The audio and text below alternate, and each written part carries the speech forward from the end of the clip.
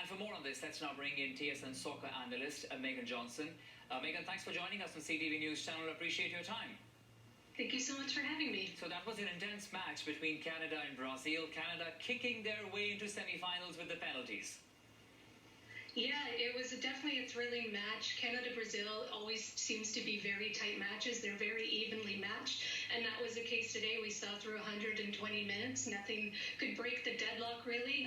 It came down to penalties, and just have to talk about the performance from Steph Labe. Just another brilliant performance. We saw her in Rio come through on the big stage there, and then again today. You know, she got injured in the first game, in Canada's first game against Japan. Still made a save on a penalty there, but missed the second game, has come back since, started today, and she took a couple knocks again today. Wasn't too sure. She might have been subbed off late in extra time after another collision, but she stayed on, and she made two huge saves for Canada in the penalties, and now Canada is moving on to the semis.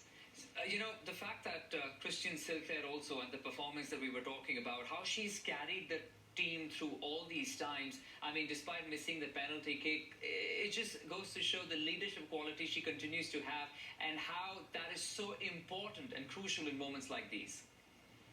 Absolutely. I mean, you can never say enough about Christine Sinclair and what she's done for the team, for the program, for Canadian soccer and Canadian sports at large. But it was really great to see today. As you say, she did miss the penalty, and it's not too often you hear that of the 5 Canadian shooters today in the penalties, the only one to miss their shot was Christine Sinclair. That just doesn't happen. But what was great to see is all of her teammates rally around her and pick her up and carry her through. And as I said, all the other 4 shooters, they converted their penalties. Again, Steph Labe coming up big. So it was great to see just the other members of the team rally around their captain like that. Absolutely, just stepping up when it was required the most. Okay, let's move ahead and talk about Canada now facing the US. They are the top-ranked team in the world, but they have lost in the Olympics. So what are you looking out for in that match? It's going to be another great game, I think. The Canada-US rivalry is very strong, as we know. That extends to women's soccer. It has been a one-sided rivalry.